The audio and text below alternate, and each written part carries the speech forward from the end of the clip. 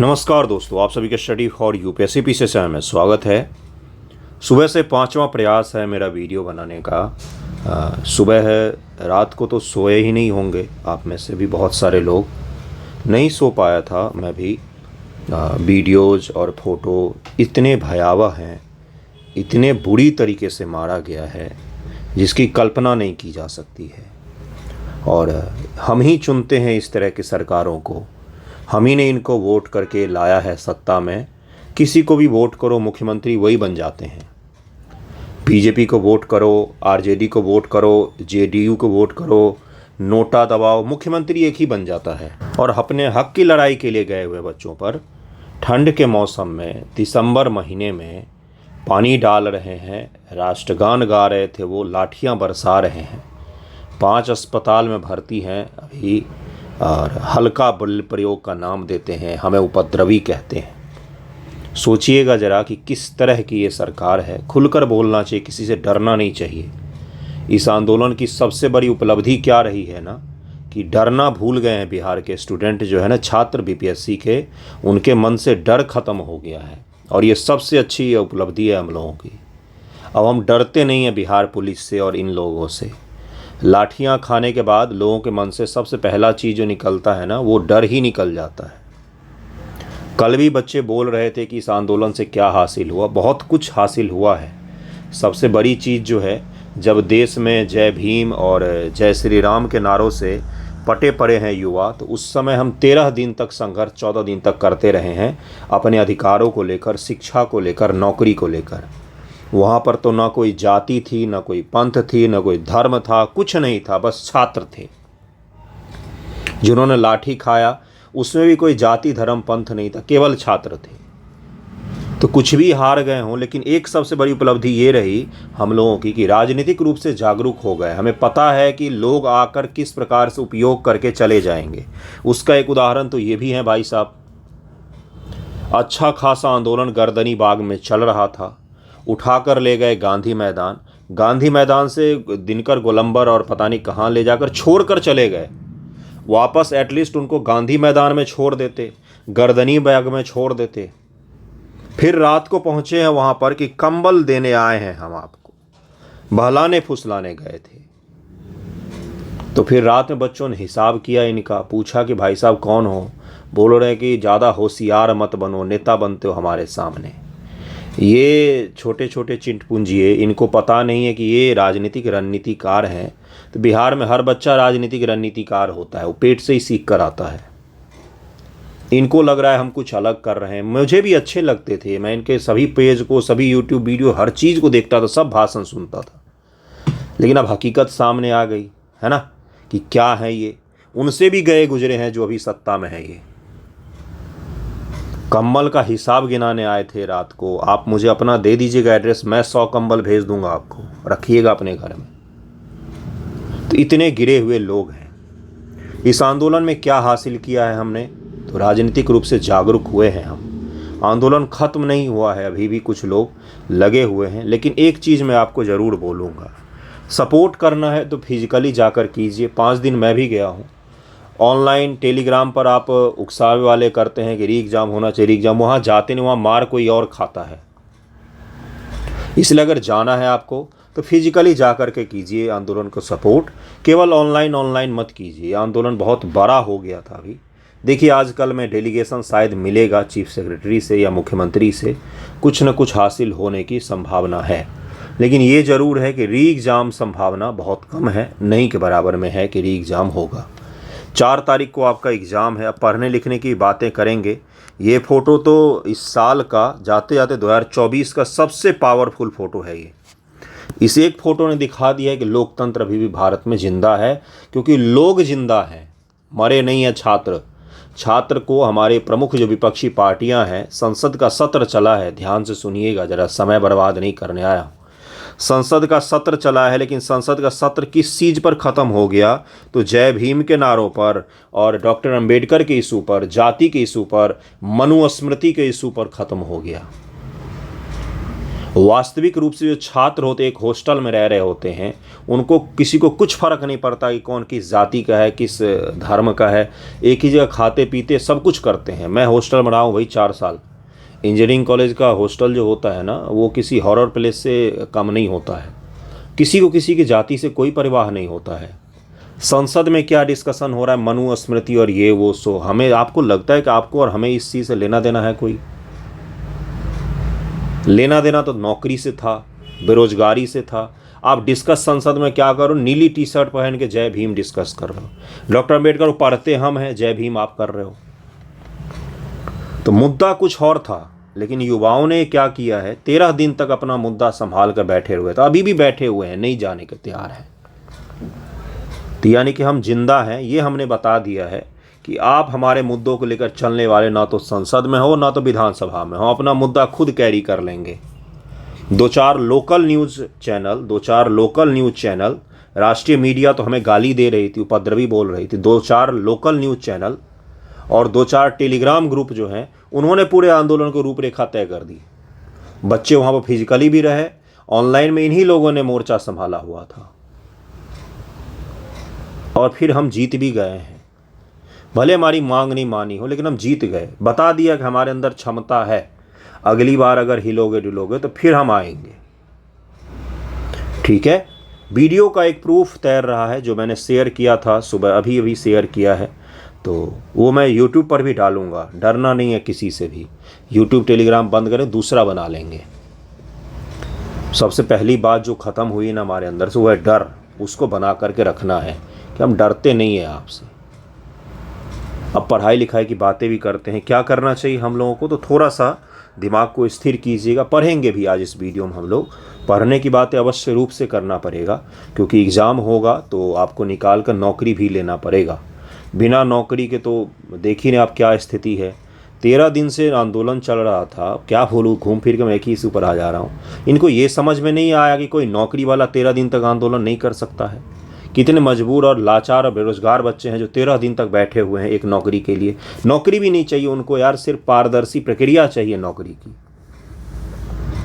आप पर विश्वास नहीं करते हैं वो, लेकिन नहीं सुन रहे हैं। इनको लग रहा है कि उपद्रवी हैं। उपद्रवी 13 दिन तक अपना काम छोड़ के बैठा रहेगा क्या? वो नौकरी नहीं थी उनके पास, तभी 13 दिन तक बैठे हुए हैं। नौकरी रहती तो नौकरी करने चले जाते। सबसे बड़ा गलत तो इन्हीं जैसे लोगों ने और पटना के बड़े बड़े शिक्षकों ने किया है। बच्चों के साथ में आते थे, फोटो सेशन करवाते थे, निकल जाते थे। जानबूझकर पुलिस को बोलकर अपने ऊपर FIR करवाया है पटना के कुछ बड़े शिक्षकों ने। मैं आपको बता रहा हूँ, पटना के कुछ बड़े शिक्षकों ने, एक रहमानसू सर को छोड़कर जितने बड़े शिक्षक उनसे कई सारे ने अपने नाम पर FIR करवाया है, बोलकर कि मेरा आंदोलन में शहीद होने में नाम आ जाए, नाम डाल दो मेरा FIR में। आपने पहली बार ये सुना होगा। एकमात्र रहमानसू सर ही थे जो वहाँ पर वाकई रूप से आंदोलन कर रहे थे। आपकी आंखों पर से पट्टी हटा रहा हूँ मैं। रील वाले मास्टरों और इन लोगों से बचकर रहिएगा, ये आपको कैरियर को डुबा के रहेंगे। अपना नाम चमकाने के चक्कर में, अपनी पार्टी पॉलिटिक्स, सब पैसा बनाने के चक्कर में। एकमात्र शिक्षक जो वाकई आंदोलन में समर्थन कर रहे थे केवल और केवल रहमानसू सर हैं। बार बार मैं कह रहा हूँ, और कोई नहीं था, कोई भी नहीं था। बाकी जो भी आए ना, केवल मुद्दों को भटकाने के लिए, अपना चेहरा चमकाने के लिए ही आए थे, और कोई नहीं था। एकमात्र वही थे, क्योंकि उनको सबसे ज़्यादा मतलब बच्चों से ही था, और अंत तक रहे हैं। कल भी सबसे ज़्यादा वो दब गए थे बेचारे अंदर, मार भी खाया उन्होंने। तो इस तरह से समझिएगा, थोड़ा आंखों पर से पट्टी खोलकर अच्छे बुरे की समझ बना लिया ना आपने, तो भी आंदोलन में हम जीत ही हासिल करके उठ रहे हैं, है ना। पढ़ाई लिखाई का क्या है सिनेरियो, थोड़ा सा आप डिस्कस करते हैं। देखिए, बड़ा ही भावनात्मक चीज़ें हैं, इससे निकलना इतना आसान नहीं है, फिर भी मैं बताता हूँ। पढ़ाई लिखाई का ये है कि 4 तारीख को जिनका एग्ज़ाम है, कृपया एग्ज़ाम पर फोकस रहें। आपके लिए तो और भी ज़्यादा डिस्टर्बिंग हुआ। 13 तारीख को एग्ज़ाम दिया, 13 तारीख के बाद से पिछले लगभग में 20 दिन से पढ़ाई लिखाई बिल्कुल चौपट हो गई होगी। बहुत कम बच्चों ने पढ़ा होगा, इतना तो मैं भी जानता हूँ। तो जिनका री एग्ज़ाम है 4 तारीख को, पढ़ें। जितना दिन बचा हुआ है, 4-5 दिन पढ़ें उसमें, और कुछ भी मत कीजिएगा। इंटरनेट बंद करके पढ़िएगा। जिनके PT एग्ज़ाम हो चुके हैं, मेंस की तैयारी कीजिए, कोई बात नहीं, आपका कट ऑफ क्लियर हो रहा हो नहीं हो रहा हो, कट ऑफ तो अभी किसी को पता नहीं है, कट ऑफ क्लियर हो रहा हो नहीं हो रहा हो, कम मार्क्स आ रहे हो ज़्यादा मार्क्स आ रहे हो, केवल और केवल मेंस का पढ़ना है। इस वीडियो में न्यूज़पेपर डिस्कशन भी हम लोग करेंगे, आज 2 ही टॉपिक करेंगे, छोटे छोटे बिल्कुल टॉपिक, लेकिन शुरुआत तो हो कहीं से। मेंस की तैयारी कीजिएगा, इंटरनेट और टेलीग्राम यूट्यूब से दूर रहिए। आंदोलन को सपोर्ट करना है तो फिजिकली जाकर कीजिए, इंटरनेट पर मत अपना समय बर्बाद कीजिए, टेलीग्राम ग्रुप में अपना समय मत बर्बाद कीजिए, फिजिकली सपोर्ट कीजिए। अगर करना है जाकर तो गर्दनी बाग में जाकर कीजिएगा, और कहीं पर कुछ भी मत कीजिएगा, किसी टीचर के पीछे, किसी फिर नेता के पीछे मत लगिएगा, ठीक है।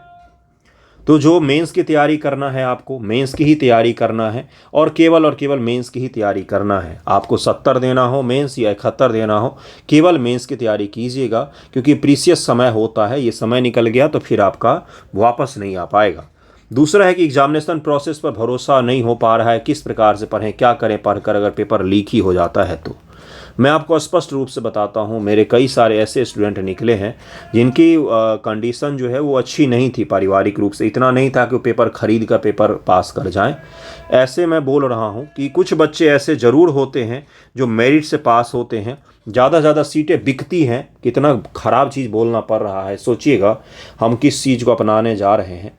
ये बीपीएससी वाले जो सीटें बेच देते हैं, उस बेचने में भी कुछ सीटें ऐसी रह जाती हैं जो मेरिट वाले स्टूडेंट्स के लिए होते हैं। आपके पास में कोई और ऑप्शन नहीं है, अगर कोई और ऑप्शन है तब तो कोई बात नहीं, लेकिन अगर आपको बीपीएससी देना है तन मन धन से तो 100% पढ़िए और इतने शानदार मार्क्स लाइए कि कोई आपको बाहर नहीं कर सके। इस बार जो टॉपर हैं उनको देखिए या अलग अलग बच्चों को देखिए, आपको लगेगा कि हाँ ये खुद से पास हुए हैं, ऐसा नहीं है। जो सेटिंग से पास होते हैं, मैं बिल्कुल मना नहीं कर रहा हूँ कि नहीं होते हैं, होते होंगे, लेकिन कुछ बच्चे, अधिकांश बच्चे जो हैं मेरिट से पास होते हैं, अधिकांश बच्चे मेरिट से पास होते हैं। इस चीज़ को मान करके तैयारी कीजिएगा। अगर आपको एग्ज़ाम पर भरोसा नहीं होगा तो फिर पढ़ने का क्या मतलब बनता है ना। तो सबसे पहले भरोसा कीजिए कि आप अगर अच्छे मार्क्स लाएंगे, शानदार मार्क्स लाएंगे तो आपका सिलेक्शन हो सकता है। पहली बात तो इस चीज़ का भरोसा कीजिएगा, कुछ ही का हो लेकिन होगा, ठीक है। इसमें भी सुधार हो जाता है, आने वाले समय में हो सकता है कि चेयरमैन बदल जाए या कुछ और हो जिससे सुधार हो सकता है।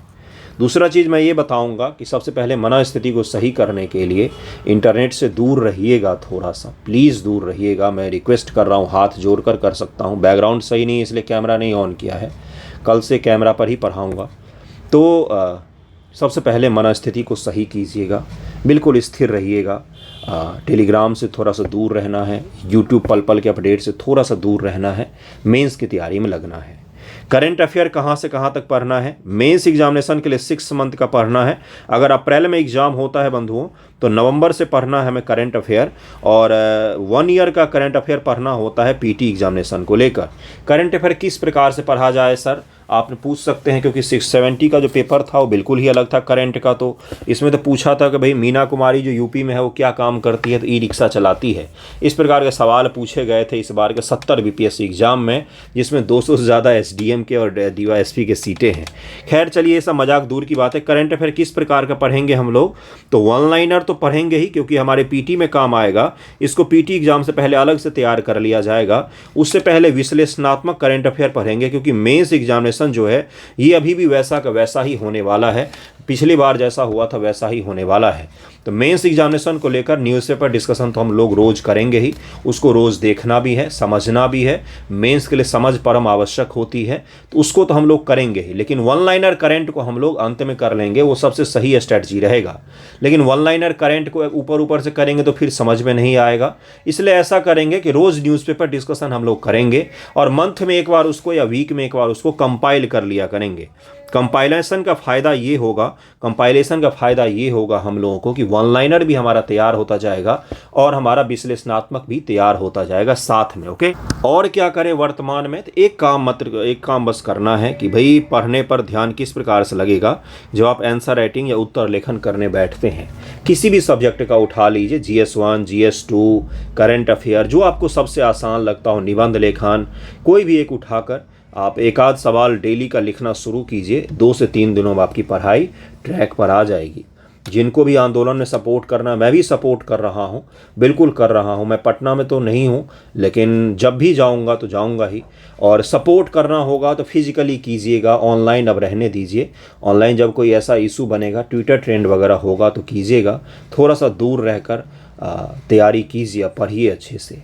जिन लोगों को मार पड़ी है या जिन लोगों के नाम पर FIR हुआ है, उनके लिए भी हमें करना पड़ेगा थोड़े दिनों में। मैं अपनी तरफ से मदद ज़रूर करूंगा, जिस भी चैनल के थ्रू होगा आपको बताऊंगा अगर कुछ ऐसा होता है तो। आज का 2 टॉपिक मैं लेकर आया हूं न्यूज़पेपर में। देखिए, न्यूज़पेपर में आज 2 ही टॉपिक लाया हूं मैं, क्योंकि आज पढ़ाने का बिल्कुल एक रिदम ही नहीं बन पा रहा है। आपका भी पढ़ने का रिदम नहीं बन पा रहा होगा। 2 टॉपिक है, एक शुरुआत के तौर पर शुरू करते हैं। डिटेल न्यूज़पेपर डिस्कशन कल से करेंगे हम लोग, लेकिन पहले आप लोग थोड़ा स्थिर हो जाइए, ठीक है। और इसको भूलिएगा मत। ये जो सीख मिली है ना आंदोलन से कि जाति धर्म पंथ के नाम पर बंटना नहीं है, नेताओं आपको बांटने की कोशिश करेंगे, बंटना नहीं है, किसी का पिछलग्गू नहीं बनना है। हम छात्र हैं, जनता हैं हम, तो हमें आगे रहना होता है। नेताओं को हमारे अनुसार चलना पड़ेगा, ना कि उनके पीछे पीछे कहीं पर जाके लाठी खा लें। शिक्षकों से, रील वालों से और अपना चेहरा चमकाने वालों से भी बच के रहना है, ठीक है। इसका अलग से ध्यान में रखिएगा। यही सबसे बड़ी सीख है इस आंदोलन की, और इस सबसे बड़ी उपलब्धि यही है कि हम जिंदा हैं, इसका सबूत हमने दिया है। इसलिए बिल्कुल हौसला बुलंद रखिए, हारे नहीं हैं हम। उनको बताया है कि हम जिंदा हैं, डर गए हैं वो। अगली बार इस तरह का कुछ करने से पहले 100 बार सोचेंगे वो कि बच्चे फिर से आ जाएंगे सड़क पर, ठीक है। तो छोटी छोटी लड़ाइयाँ जो अभी हुई है, बड़ा परिवर्तन लाएगा ये। देखिए क्या है आज का पहला टॉपिक, नासा का पार्कर सोलर प्रोब है। हाल ही में नासा के पार्कर सोलर प्रोब द्वारा किसी भी अन्य मानव निर्मित उपकरण की तुलना में सूर्य के सबसे निकट, देखिए क्या था ये, सन है, पढ़ाया नहीं जा रहा है, मैं आपको बता रहा हूँ। इस सन है, नासा ने एक मिशन शुरू किया था, पार्कर सोलर प्रोब। सूर्य के परतों की जांच पड़ताल करने के लिए, सूर्य के सतहों के बारे में, सूर्य के बारे में रिसर्च करने के लिए, अत्यधिक शानदार डेटा उपलब्ध करवाने के लिए नासा ने एक मिशन को लॉन्च किया। एकदम से स्विच कर गए हम पढ़ाई वाले टॉपिक पर। ध्यान दीजिएगा थोड़ा सा इधर, मैं समझ रहा हूँ आप डिस्टर्ब हैं, थोड़ा सा कोशिश कीजिएगा, ठीक है। तो नासा ने एक मिशन लॉन्च किया जिसका नाम है पार्कर सोलर प्रोब। दरअसल में आज तक सूर्य के सबसे निकट जाने वाला ये मानव निर्मित उपग्रह हो गया है, ठीक है, जिसका क्या नाम है, पार्कर सोलर प्रोब। 4,30,000 मील प्रति घंटे की गति प्राप्त करके 982 डिग्री सी तक के तापमान को सहन करने का ऐतिहासिक रिकॉर्ड बनाया है।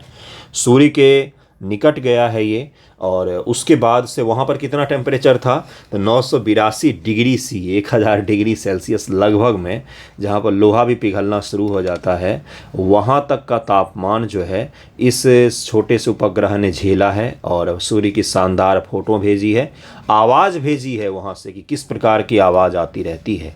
वहाँ से भी यही आवाज़ आती है, रीग जाम की, तो वही वाली आवाज़ भी रिकॉर्ड करके भेजी है। BBC हिंदी पर देखिएगा, आपको मिल जाएगा इसका आवाज़ वगैरह का। तो ये सबसे पहले PT फैक्ट में क्या पूछेगा कि सोलर प्रोब जो है किसने लॉन्च किया, तो इसी प्रकार के सवाल पढ़ाने पड़ेंगे गुरु। पहले तो मुझे ही पढ़ना पड़ेगा कि किस प्रकार से पढ़ाया जाए, ऑनलाइनर जीवन में कभी नहीं पढ़ा मैंने। तो पार्कर सोलर प्रोब किसका है, तो नासा का है। कितने किलोमीटर की रफ्तार से चल रही थी, तो 4,30,000 मील प्रति घंटा, माइल प्रति आवर के रफ्तार से चल रही थी, और 982 डिग्री तक के तापमान को सहा है इसने। तो ये तीनों भी आंकड़ा याद रखिए, क्या पता BPSC यही पूछ ले। वैसे ये भी पूछ सकती है कि हमारे जो सौर मंडल है उसका मुखिया किसको कहा जाता है, तो सूर्य को कहा जाता है, ये भी ध्यान रखिएगा, ठीक है। और सूर्य के सबसे नज़दीक का ग्रह बुध ग्रह है, ये भी पूछ सकता है। 2018 में लॉन्च किए गए कार के आकार के इस रोबोटिक अंतरिक्ष यान, चलिए अब हंसी मजाक हो गया, 2018 में लॉन्च किया गया था। कब लॉन्च किया गया था, 2018 में। छोटा सा उपग्रह है, देखिए कार के आकार का ही है। अमेरिकी सौर खगोल के भौतिकविद यूजीन न्यूमैन पार्कर के नाम पर इसका नाम रखा गया था। इनका भी नाम याद रखिएगा, इनका भी नाम याद में रखिएगा, क्या पता, है ना, यह नासा का पहला मिशन है जिसका नाम किसी जीवित शोधकर्ता के नाम पर रखा गया है।